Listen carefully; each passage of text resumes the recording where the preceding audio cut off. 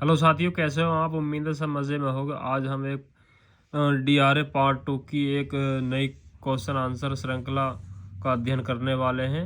Dryer तक हमने पिछले पार्ट 1 में दे दिया था, पार्ट 2 है आज। डेब्ट रिकवरी एजेंट के लिए बहुत ही महत्वपूर्ण प्रश्नोत्तर श्रृंखला है ये।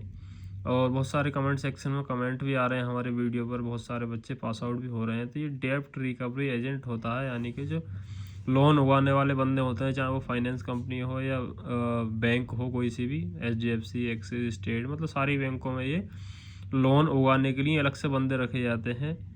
डेब्ट रिकवरी एजेंट यानी कि जो लोन रिकवरी करने वाले बंदे होते हैं, ये घर घर जाकर तकादा मारते हैं या बैंक में जाकर लोन करवाते भी हैं। और लोन अगर कोई समय से जमा नहीं कर रहा तो उन पर तकादा मारने के लिए भी जाते हैं। कुल मिलाकर इनका जो हैंडल करने का काम होता है वो लोन वाले बंदों का होता है, चाहे वो बिजनेस लोन हो या एग्रीकल्चर लोन हो या कैसे ही भी लोन हो। तो ये डेब्ट रिकवरी एजेंट के अंतर्गत आते हैं। तो आइए मैं बिना देरी के वीडियो को शुरू करता हूँ और आज नई प्रश्नोत्तर श्रृंखला से शुरुआत करते हैं। तो ड्यू डेट किसको बोला जाता है? देय यानी नियत तिथि, जिस तिथि पर किसी दायित्व वेता का भुगतान आवश्यक रूप से कर दिया जाना चाहिए। यानी कि मान लो ड्यू डेट है आपकी लोन की, कि उस तारीख में आपको अगर जमा नहीं करेंगे उस तारीख तक, तो उससे आगे आपको जो है पेनल्टी पड़ जाएगी। तो एक ड्यू डेट होती है कि उस तारीख तक आपको जमा करना है, उससे आगे आप जमा नहीं करेंगे तो आपको पेनल्टी पड़ जाएगी, यानी कि नियत तिथि होती है।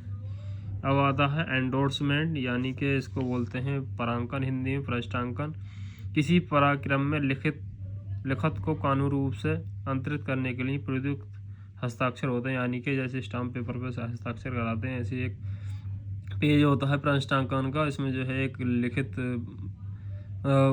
लिखित मनी, यानी कि आपका जो बातचीत है वो, यानी कि जो आपके जो लेन देन है वो लिखित कानूनी रूप से और लिखित करने के बाद इस पर हस्ताक्षर कर दिए जाते हैं, यानी टर्म एंड कंडीशन लिखी हुई होती है इस पर। EMI तो आप जानते ही हैं, इंक्वेटेड मंथली इंस्टॉलमेंट, इसकी फुल फॉर्म ये होती है समीकृत मासिक किस्त। यानी कि EMI जैसे कि आप मोबाइल की EMI बनवा लेते हैं, किसी भी लोन की EMI बनवा लेते हैं, तो वो EMI होती है ऋण अथवा कर्ज की अवधि में ब्याज और मूलधन के समावेश वाली आवधिक वो रूप से भुगतान की जाने वाली एक समान रकम होती है। यानी कि उसमें ब्याज और मूलधन दोनों ऐड करके आपकी किस्त बना दी जाती है कि आपको मतलब 2 लाख का लोन लिया तो आपको 230 या 240 रुपये आपको 3 साल या 4 साल में जमा करने होंगे, तो 240 को डिवाइड कर दिया जाता है महीने के हिसाब से, तो वो EMI बन जाती हैं। वो होता है फ्लोटिंग रेट, जैसे आप नाम से जान रहे हैं, यानी कि तैरता हुआ। तो अस्थिर दर होती है कोई ब्याज दर जो अधिक आवधिक आधार पर परिवर्तित होती रहती है। यह परिवर्तन सामान्यतः मूल ब्याज दर जैसे वाही संकेत के उतार चढ़ाव में जुड़ा होता है। यानी कि कोई भी स्थिर दर नहीं होती है, फ्लोटिंग दर होती है, यानी कि तैरती हुई होती है, कभी चढ़ जाती है कभी उतर जाती है, तो इसको फ्लोटिंग रेट बोला जाता है। अब आता है जर्नीसी ऑर्डर, वार्निशी आदेश बोलते हैं इसको हिंदी में। न्यायालय द्वारा प्रतिवादी के विरुद्ध अन्य पक्ष गार्निशी को प्रतिवादी द्वारा ली गई धनराशि का वादी भुगतान करने का आदेश ऐसा तभी किया जाता है जब ऋण की चुकौती में चूक हो। यानी कि जो गारंटर होता है उसी की तरह ये होता है गार्निशी ऑर्डर, यानी कि अगर आप लोन समय से नहीं चुकाते हैं तो आपको जो है गार्निशी ऑर्डर दे दिए जाएंगे। अब आता है गारंटी। गारंटी को आप जैसे ही नाम से जान सकते हैं प्रत्याभूति बोलते हैं इसको हिंदी में। दायित्व बाध्यता के रूप में मुख्य रूप से उत्तरदायी संस्था कंपनी उसे पूरा न करने पर एक बाध्यता को स्वीकार करना। इसका अर्थ यह है कि गारंटी दाता उस समय पर भुगतान करता है जब उसे देनदार वैसा करने में विफल हो जाता है। यानी कोई बंदा लोन लेते हुए गारंटी देता है कि मैं इस तारीख तक जमा कर दूंगा या लोन जमा कर दूंगा, तो वो गारंटी हो गई। तो देनदार में विफल हो जाता है तो वो गारंटी दाता उसका जो है समाधान करवाएगा, खुद देगा या दिलवाएगा। गारंट देखो वही बात आ गई। गारंटर जैसे किसी के लोन में आप गारंटर बन गए, या तो वो बंदा देगा, वो नहीं देता तो आपके खाते पे होल्ड लगा दिया जाता है, आप पर दबाव आता है कि आप उससे लोन जमा कराइए अन्यथा आप देंगे, यानी कि आप गारंटर हैं। तो इसकी हिंदी पढ़ लेते हैं। वह जो व्यक्ति बाध्यता की गारंटी लेता है उसे पूरा करना उस कानूनी कर्तव्य बन जाता है। यानी कि वो जिम्मेदारी लेता है या गारंटी लेता है कि मैं अगर वो बंदा लोन नहीं देता तो उसके बदले मैं चुकाऊंगा या मैं उससे दिलवाऊंगा। तो ये गारंटर पहले ज़माने से ही चलते आ रहे हैं, तो आज भी ये चलते हैं। होल्डर इन ड्यू कोर्स, यथाविध धारक। और एक चीज़ और, अगर आप किसी के गारंटर बन रहे हैं तो अगर वो बंदा लोन चुकाने में असमर्थ है तो आपकी सिविल भी गिर जाती है। इस बात का ध्यान रखना है, आप ज़्यादा करीबी बंदे का गारंटर बने, अन्यथा नहीं बने, आपके सिविल पर भी इफेक्ट पड़ता है इससे। बैंक वाले पढ़ा देते हैं कि साहब आप इसके गारंटर बन जाओ, कोई दिक्कत वाली बात नहीं है, ऐसा है वैसा, तो आप उनके कहने में ना आए, आप जो है गारंटर नहीं बने। होल्डर इन ड्यू कोर्स, यथाविध धारक, ऐसा व्यक्ति होता है जिसके पास कोई लिखित है जिसके लिए प्रतिफल का भुगतान कर दिया गया है और जो है मानता है कि लिखित के हक में कोई त्रुटि दोष नहीं है। ये होल्डर इन ड्यू कोर्स के अंतर्गत आता है, इसको और ध्यान से पढ़ लीजिएगा। ये वही चीज़ है, प्रतिफल का भुगतान कर दिया जाता है इसमें और मानता है कि मैंने जो है कोई दोष नहीं किया है और मैंने लोन जमा कर दिया है। अब आता है इंट्रोडक्शन, परिचय। आप जैसे ही जान सकते हैं कि इंट्रोडक्शन तो आज छोटी सी क्लास में बच्चों से लिया जाता है, इसको बोलते हैं परिचय। किसी खाता धारक, कर्मचारी या सुव्यक्तिगत व्यक्ति द्वारा किसी संभाव्य ग्राहक का बैंक को परिचय या पराक्रम में लिखित अधिनियम की धारा को याद कर लीजिएगा। 131 के तहत संरक्षण कर चाहने वालों को किसी बैंक के लिए आवश्यक होता है, खाता खोलने के लिए औपचारिक जरूरी होती है। यानी कि बैंक इंट्रोडक्शन लगेगा आपसे, आप मतलब कर्मचारी हैं या कोई मतलब क्या कारोबार है आपका, क्या करते हैं और क्यों खाता खुलवा रहे हैं और आप कितना लेन देन कर लेंगे, तो ये इंट्रोडक्शन होता है।